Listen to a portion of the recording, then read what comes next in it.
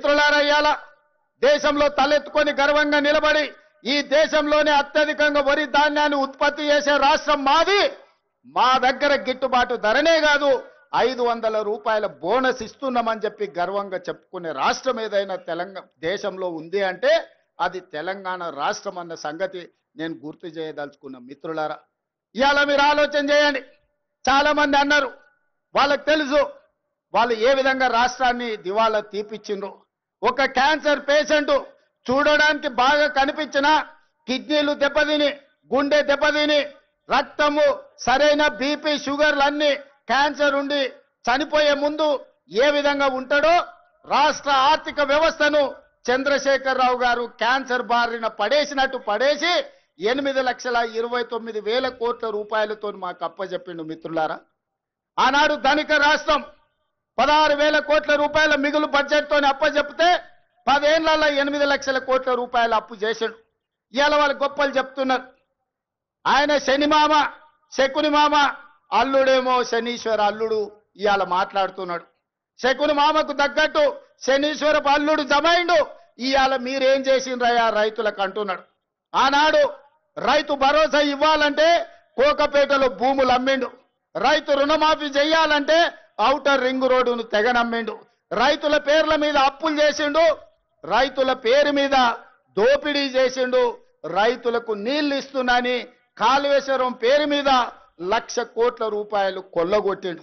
ఇవాళ రైతుల ముసుగులో రైతు సెంటిమెంట్ను అడ్డం పెట్టుకొని ఆనాడు భూములు అమ్ముకోవడమే కాదు, ఔటర్ రింగ్ రోడ్డును తాకట్టు పెట్టడమే కాదు, 1,00,000 కోట్ల రూపాయలు కాళేశ్వరంలో కట్టడం కూలడం జరిగింది.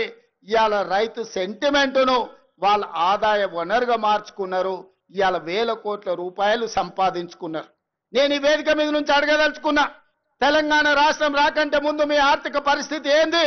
ఇవాళ మోయినాబాద్లో హరీష్ రావుకు ఫామ్ హౌస్ ఎట్లొచ్చింది? జన్వాడలో కేటీఆర్కు ఫామ్ హౌస్ ఎట్లొచ్చింది? గజ్వేల్ ఎర్రవల్లిలో కేసీఆర్కు 100 ఎకరాల ఫామ్ హౌజులు ఎట్లొచ్చినాయి? ఇవాళ టీవీలు ఎట్లొచ్చినాయి? పేపర్లు ఎట్లొచ్చినాయి? 1,000 కోట్ల రూపాయల పెట్టుబడులు మీకెట్లొచ్చినాయి? మరి మీరేమో 1,000 కోట్ల రూపాయల అధిపతులుగా మారిండ్రు, మీరు ఐశ్వర్యవంతులైనరు. రాష్ట్రం ఎందుకు దివాలా తీసింది? రాష్ట్రానికి 8 లక్షల కోట్ల రూపాయలు అప్పెట్లొచ్చిందని నేను అడుగుతున్నా. 10 ఏళ్లల్లా ఆగర్భ శ్రీమంతులు మీరైనరు. అమీర్లలాక నిజాం నవాబుల కంటే ధనవంతులుగా మీరు మారినరు. దేశంలోనే ధనిక రాష్ట్రమైన తెలంగాణ ఇవాళ దివాలా తీసింది. చివరికి 1,00,000 రూపాయల రుణమాఫీ చేస్తాన్న మీరు 4 విడతలు అన్నారు.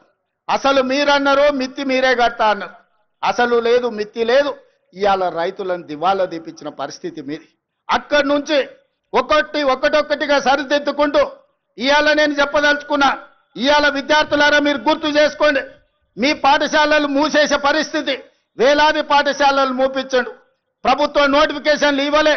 ఉద్యోగాల నోటిఫికేషన్ల కోసం ఇందిరా పార్క్ దగ్గర, లేకపోతే అశోక్ నగర్ చౌరస్తా దగ్గర, దిల్సుఖ్ నగర్ చౌరస్తా దగ్గర, అమీర్పేట్ చౌరస్తా దగ్గర వేలాది మంది విద్యార్థుల నిరసన కార్యక్రమాలు ఆనాడు ఉద్యోగాల కోసం చేశారు.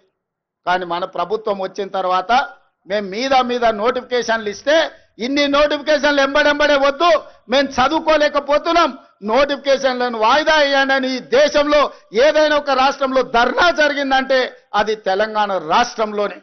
10 ఏళ్లు వాళ్ళు చేయలేని పని మొదటి సంవత్సరంలోనే 60,000 ప్రభుత్వ ఉద్యోగ నియామకాలు చేపట్టి, ఒకవేళ లెక్క తప్పంటారని ఎల్బీ స్టేడియంలో ఎక్కడైతే మేము బాధ్యత చేపట్టినామో ప్రతి నిరుద్యోగ యువకుని వాళ్ళ తల్లిదండ్రులతో అక్కడికి పిలిపించి వాళ్ళకు నియామక పత్రాలు అందించి తలలు లెక్కబెట్టి 60,000 మంది నిరుద్యోగ యువకులకు ఈ దేశంలో ఒక్క సంవత్సరంలో ఉద్యోగాలు ఇచ్చిన ప్రభుత్వం ప్రజా ప్రభుత్వం, మన ప్రభుత్వం.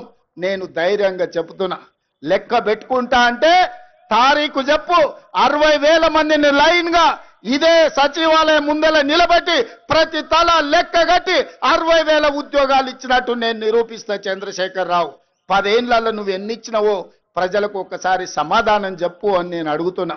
అదేవిధంగా ఇవాళ రైతులకు సంబంధించి రైతు రుణమాఫీ కావచ్చు, రైతు భరోసా కావచ్చు, రైతు గిట్టుబాటు ధర కావచ్చు, రైతులకు 500 రూపాయల బోనస్ కావచ్చు, రైతులకు ఉచిత కరెంటు కావచ్చు, రైతులకు స్ప్రింక్లర్స్ కావచ్చు, రైతులకు డ్రిప్ కావచ్చు, గిరిజన రైతాంగానికి సోలార్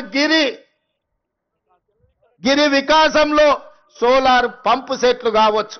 దేని మీద నువ్వు చర్చ చేస్తావు? వీటన్నిటిని కలిపి ఈ రోజు సివిల్ సప్లైస్ కార్పొరేషన్ నుంచి రైతులు పండించిన పంటను కొనుగోలు విషయంలో కావచ్చు 18 నెలల్లో 1,04,000 కోట్ల రూపాయలు కేవలం రైతుల మీదనే ఖర్చు పెట్టిన రైతు ప్రభుత్వం, రైతు రాజ్యం, రైతును రాజును చేసిన రాజ్యం మాది, వ్యవసాయాన్ని పండుగ చేసిన ప్రజా పాలన మాది. చర్చ చేయడానికి నువ్వు సిద్ధంగా ఉన్నవా చంద్రశేఖరరావు గారు అని నేను అడుగుతూ నీ వేదిక మీద నుంచి.